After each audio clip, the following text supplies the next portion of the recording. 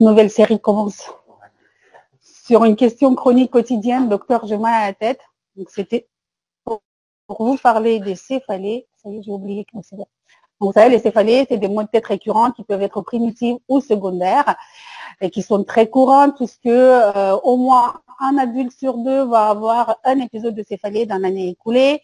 4% de la population adulte mondiale qui est affectée par des céphalées durant au moins 15 jours par mois, donc la moitié du temps, et qui présente un réel handicap avec une souffrance personnelle importante, une altération de la qualité de vie et un coût financier qui va aller avec. Alors, la dernière classification des céphalées, c'est un palier de 400 et quelques pages.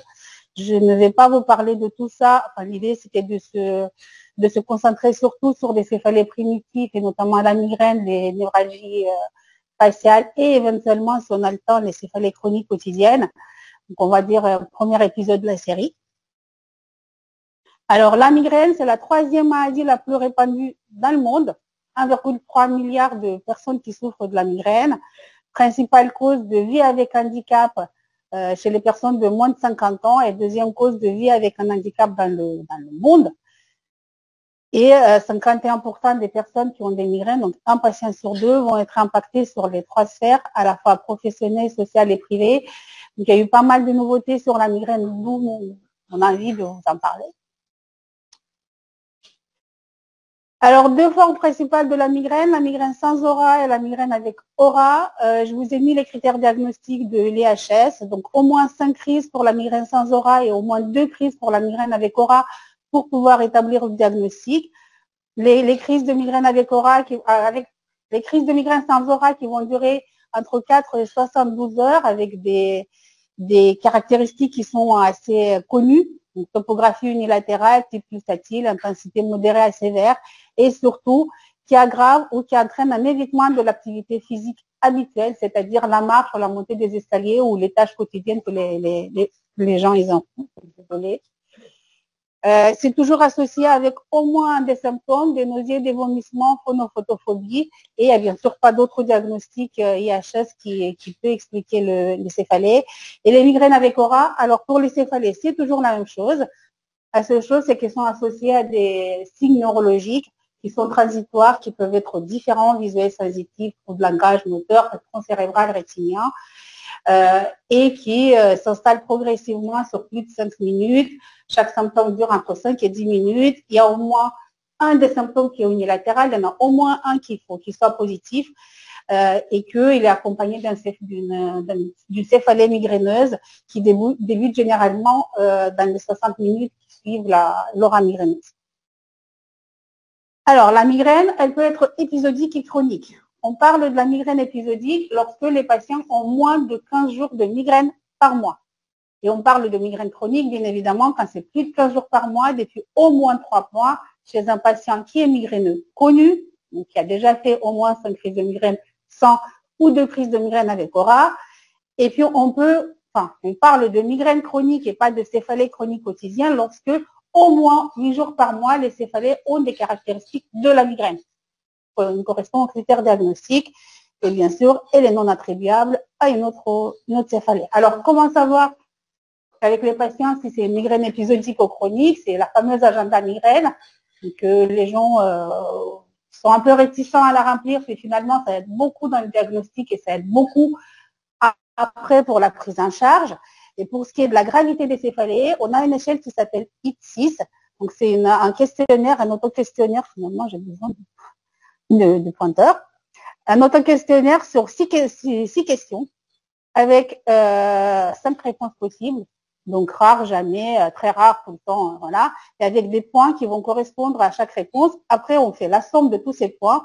Et en fonction de la somme qu'on retrouve, on peut avoir soit une migraine qui a un faible impact, un impact certain, mais bon, sans plus sur la vie quotidienne. Soit on a des migraines qui ont un impact important ou un impact majeur lorsque ce score est supérieur à 60%, à 60, et vous verrez après que ça nous aide dans la réflexion sur le traitement de fond.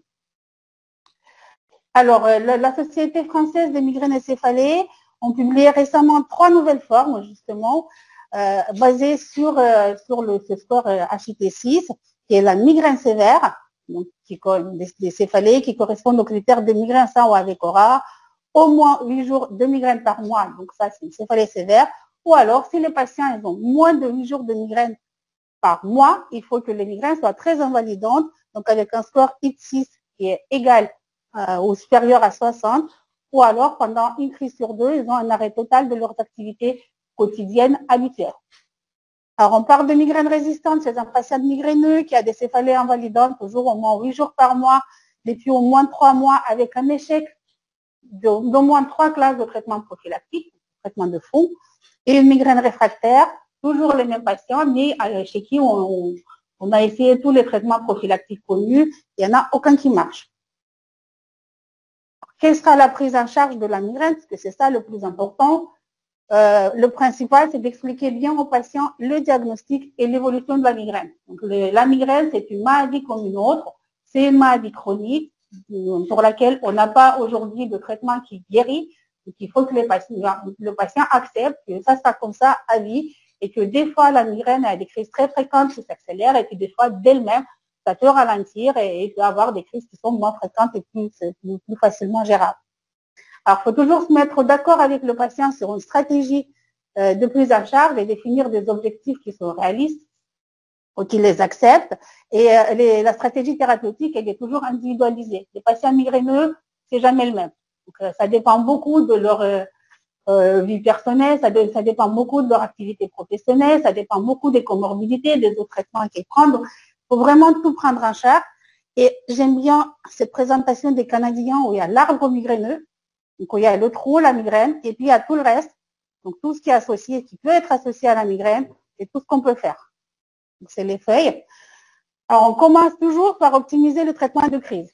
Donc, il faut que la crise, quand elle arrive, elle soit contrôlée le plus vite possible. On propose bien sûr d'améliorer l'hygiène de vie, parce qu'on sait très bien que le sommeil, l'activité physique, l'alimentation, ça peut aussi influencer sur la fréquence des crises de migraine. On dépiste et on évite, si on peut, les facteurs déclenchants des crises migraineuses. On essaie de détecter, surtout d'identifier les facteurs de risque de chronicisation. Donc ça, c'est tout ce qui est dépression et tout ce qui est surtout sur consommation de traitement de crise, d'où de nouveau un traitement de crise optimisé dès le début.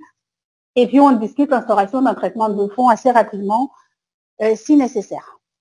Alors, on va parler de traitement de crise.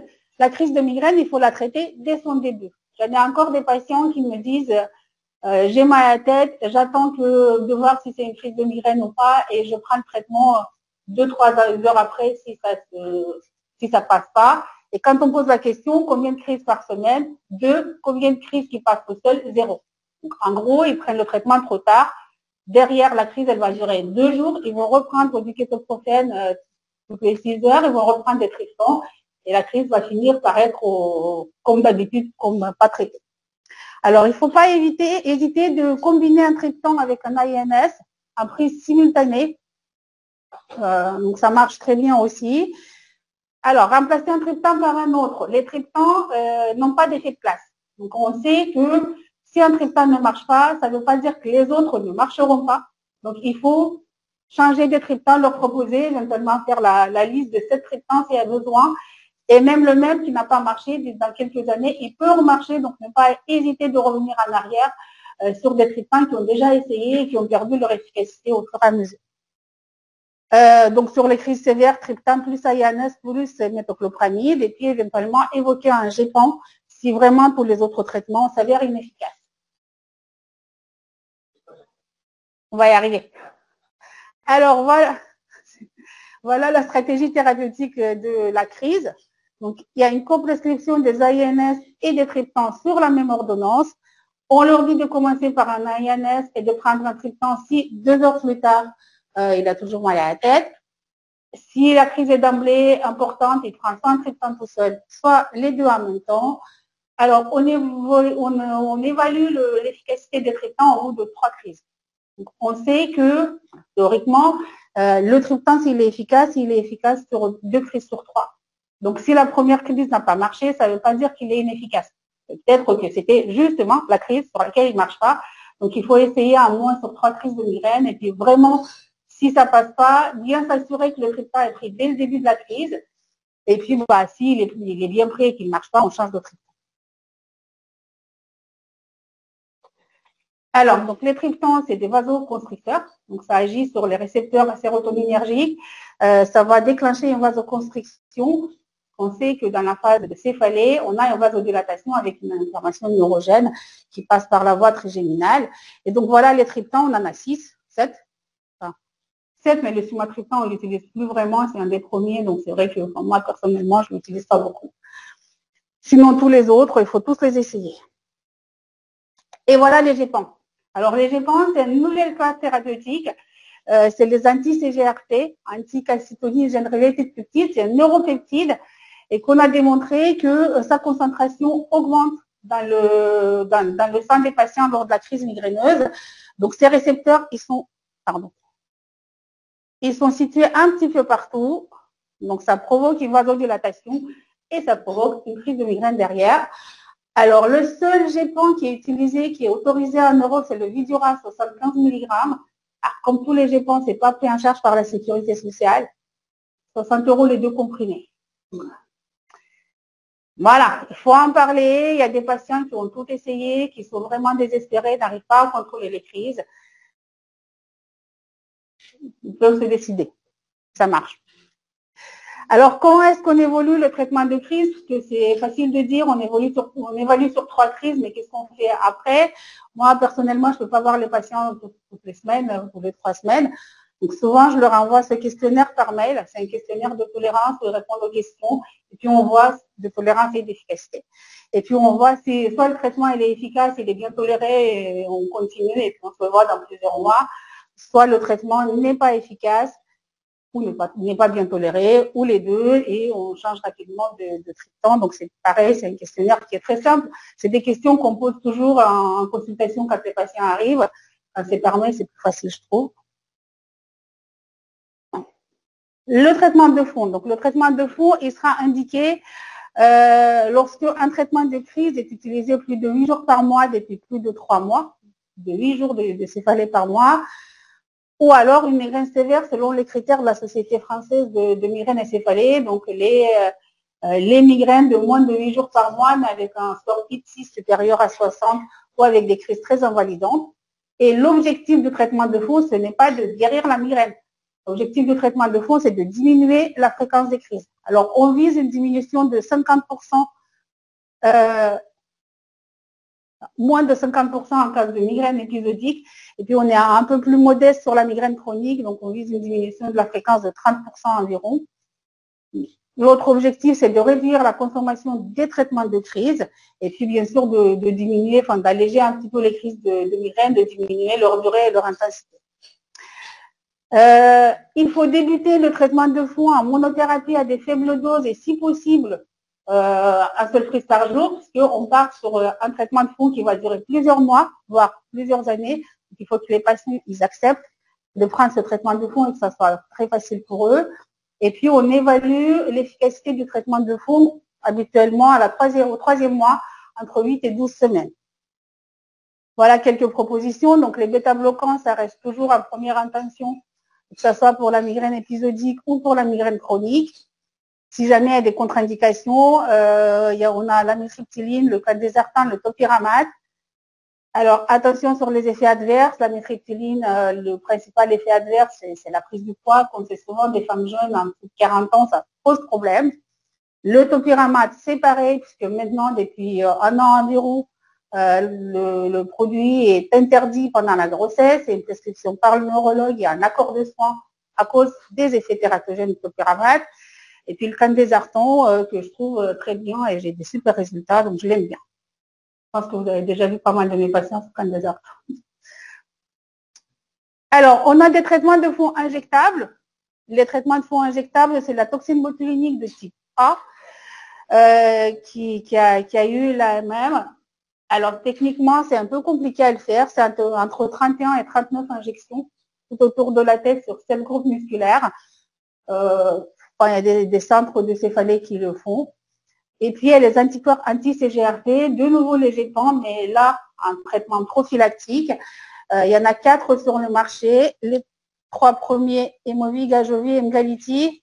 C'est en injection sous-cutanée une fois par mois. Ils sont faits par les patients seuls en auto-injection. Et puis, on a le VFT, qui est là. C'est une perfusion intraveineuse une fois tous les 3 mois et ça fait partie de la réserve hospitalière.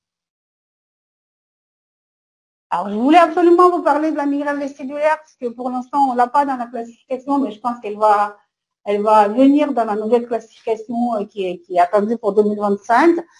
Alors, c'est la deuxième cause de vertige épisodique spontané ou positionnel, environ 3% de la population générale. Et on a 2 pics d'âge d'apparition, la périménopause chez la femme. Alors, souvent, elle remplace les céphalées. Donc, on dit que la migraine, elle disparaît avec la ménopause. En fait, non, elle ne disparaît pas, elle se transforme. Et souvent, elles se transforment en migraine vestibulaire. Donc, elles vont avoir des vertiges. Et la troisième des cas chez l'homme après 30 ans.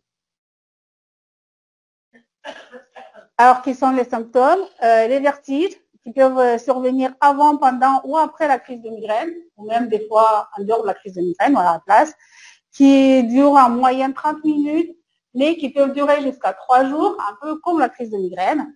Une fréquence moyenne de 3 par mois, elle est plus fréquente chez les patients qui ont eu des migraines chroniques, qui ont eu des migraines épisodiques, mais à haute fréquence des crises, ou qui ont eu des crises prolongées.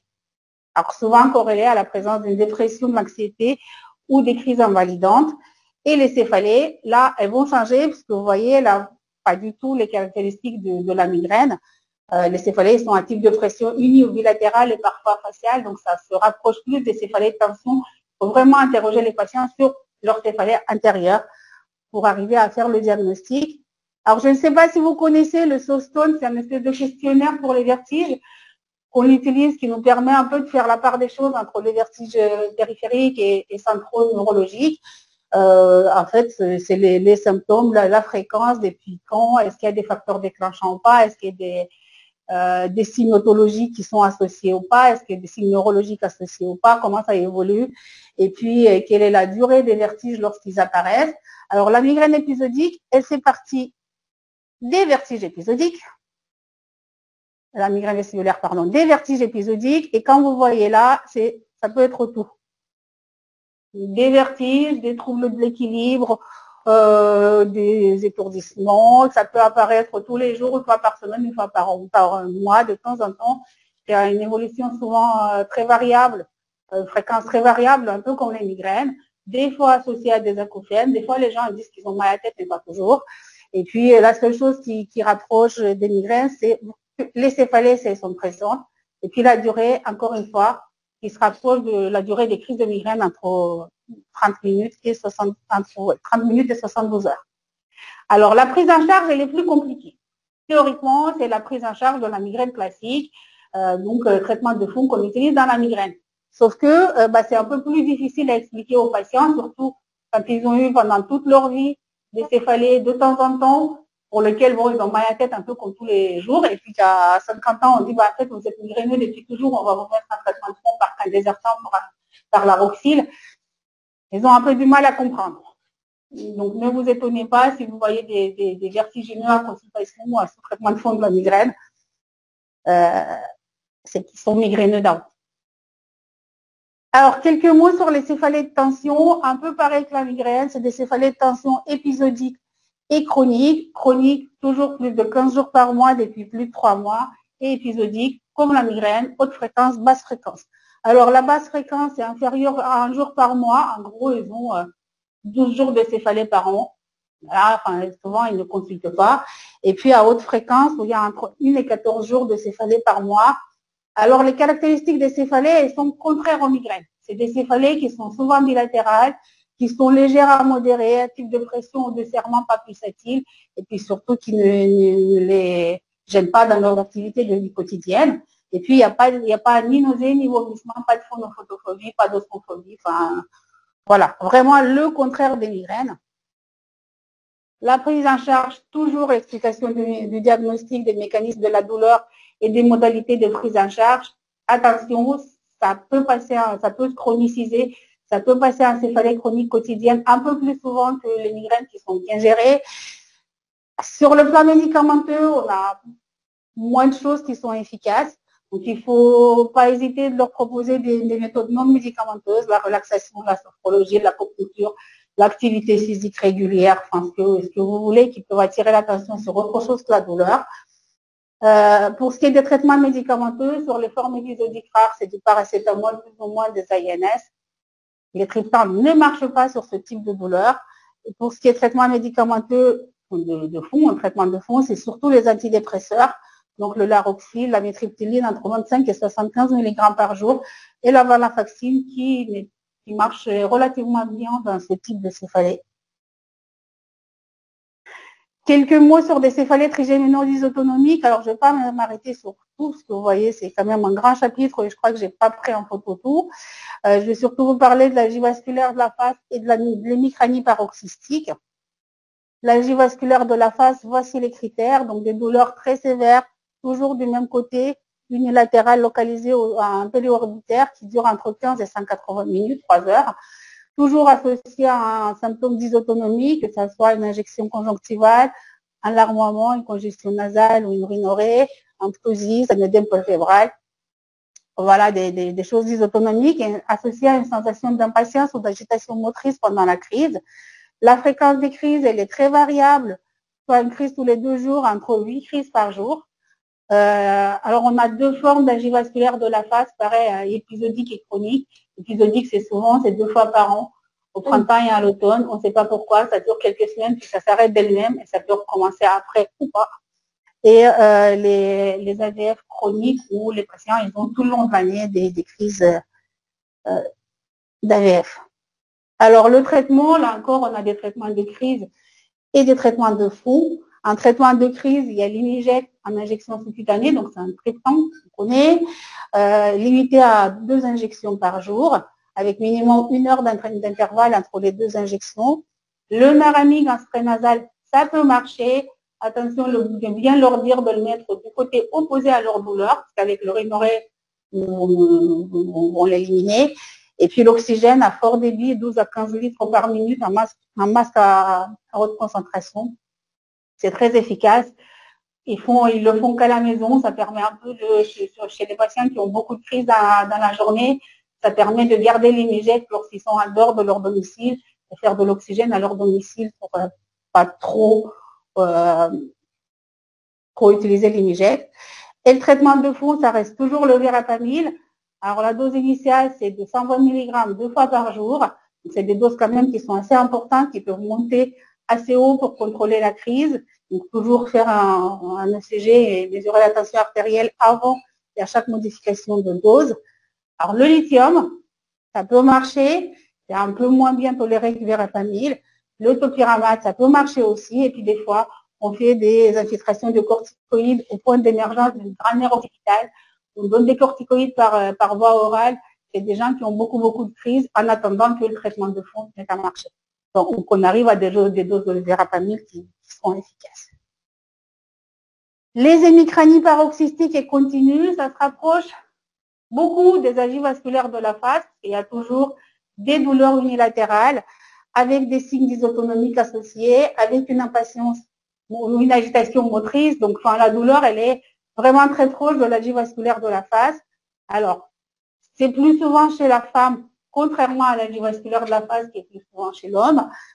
La durée, elle n'est pas la même, donc elle est plus courte sur les hémicranies paroxystiques, entre 2 et 30 minutes, et sur les hémicranies continues, c'est tout le temps, donc ça ne correspond pas du tout à la chronicité, au rythme des algies vasculaires de la face, et surtout, les hémicranies paroxystiques sont très sensibles à l'endométacine, qui disparaissent complètement avec de l'endocide, entre 50 et 150 mg par jour.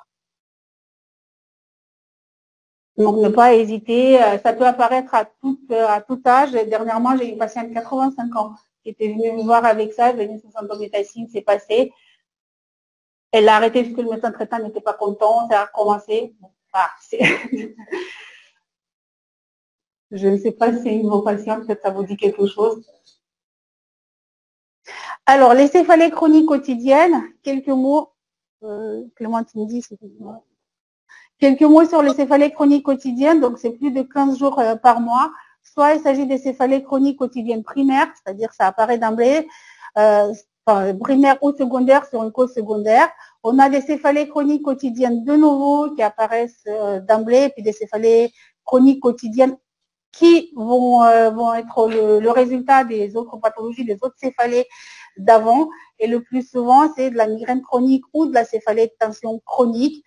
Et puis les migrainies continua, des fois, ça peut aussi se transformer en céphalée chronique quotidienne un peu difficile à gérer. Alors, quels sont les patients à risque de faire un CCQ?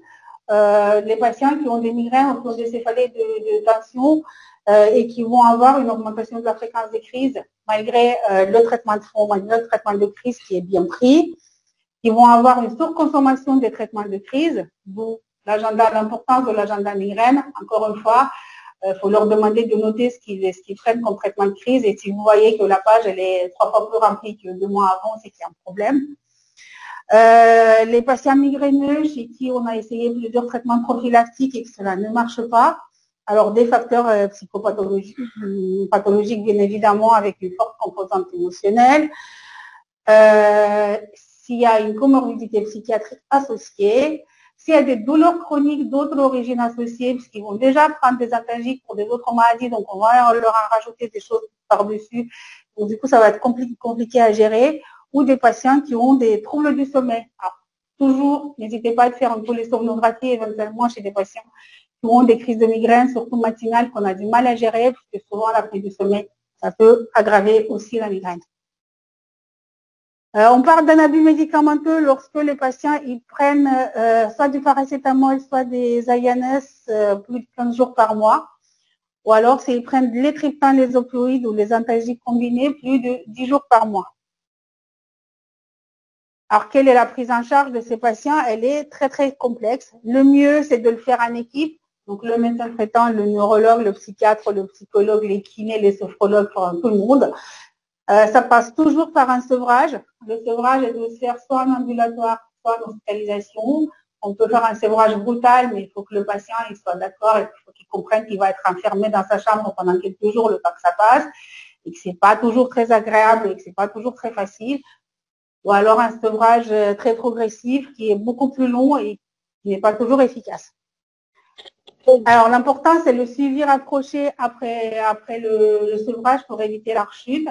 Quand on suit le patient, donc il faut lui interdire de reprendre le médicament pour lequel il a fait déjà un abus médicamenteux. Il faut essayer de le remplacer par d'autres, soit du même groupe, soit si possible des autres groupes s'il a mal.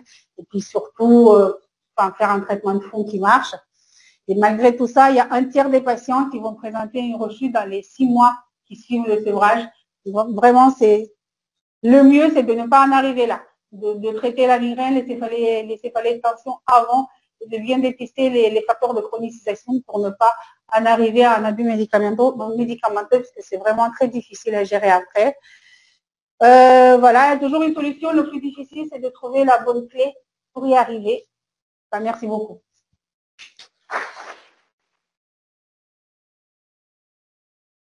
Bon.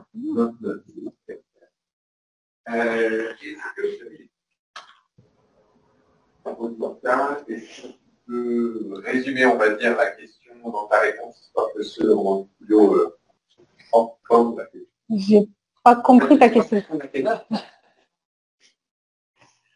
du coup, est-ce que dans ta réponse, tu peux un peu résumer la question ou commencer par la question? Ah, d'accord, pardon. Oui, c'est bon, j'ai compris. C'est un peu long. En fait, j'ai jamais compris un mécanisme, c'est que chaque entreprise, on utilise des médicaments pour monter la pression artérielle, on va plutôt donner des médicaments. Baisser la pression artérielle, il y a des prendre des certains. Et le mécanisme, en fait, il explique pourquoi c'est pas dans le même sens. Alors, je pense que, pardon, la question, donc, pourquoi on utilise les traitements qui augmentent la pression artérielle en traitement de crise, donc les triptans, et pourquoi on utilise les traitements qui baissent la tension artérielle en traitement prophylactique? Je pense que ça n'a rien à voir avec la tension artérielle. On se concentre vraiment sur la vasodilatation, qui est un peu le principal mécanisme qui va déclencher, qui va expliquer les céphalées, et qu'on va jouer sur ce mécanisme-là. Les triptans, c'est des vasoconstricteurs, donc on les utilise pendant la crise, ça ne sert à rien de les utiliser pendant un traitement prophylactique.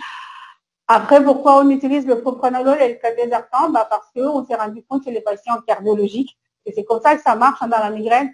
En fait, on on voit les migraineux, comme les migraines c'est très fréquent, donc ils ont souvent d'autres problèmes de santé et que on voit que ceux qui prennent du clonazepam, finalement, ils n'ont plus de crise de migraine, donc on les utilise derrière. Voilà, c'est des traitements qui ont montré indirectement leur efficacité dans le traitement de fond, c'est comme les anti-épileptiques aussi, c'est comme les antidépresseurs. On sait que ça marche très bien et que finalement, ça ne diminue pas tant que ça la tension artérielle. Hein. Quand des artères à 4 mg par jour, ils ont une tension artérielle qui est tout à fait correcte. J'en ai une patiente qui a descendu à 2 mg parce qu'elle a une crise de migraine et que ça lui... Vous savez, finalement, c'est de toute petite dose, quoi.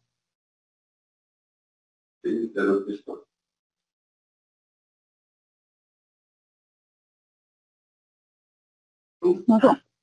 Vous, médecin, qu'est-ce qui peut nous faire penser qu'une crise aiguë de l'état de céphalée n'est pas une migraine ou une urgence neurovasculaire? Ça dépend déjà si c'est un patient.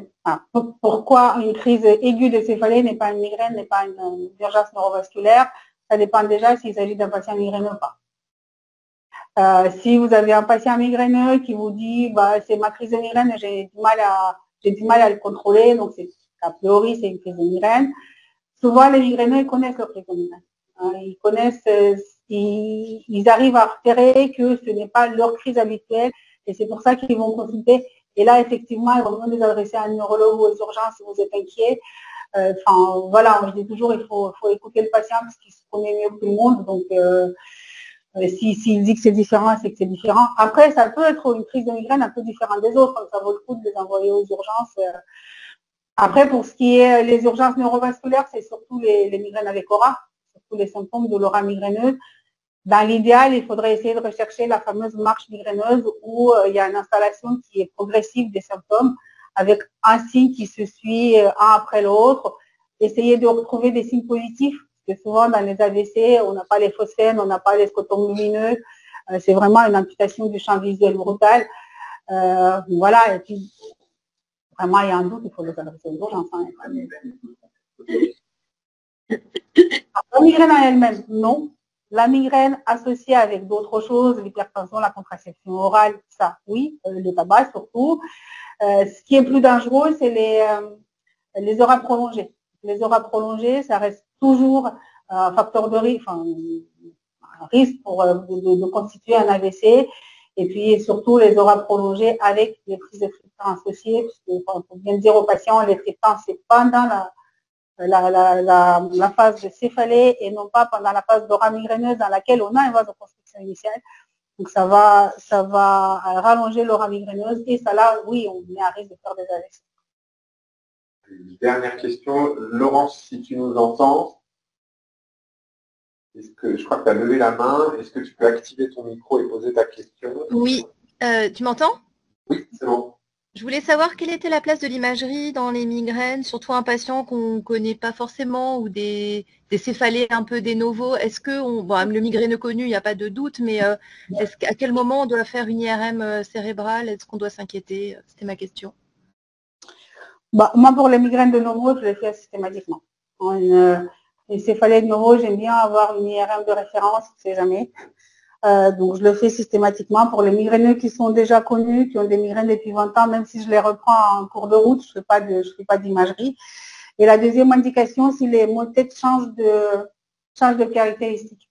Si les céphalées ne sont plus les mêmes que d'habitude, ça dure plus longtemps, s'il y a une augmentation de la consommation de traitement de crise d'un coup brutal, ça n'y a pas d'autre explication, là, chez une imagerie cérébrale.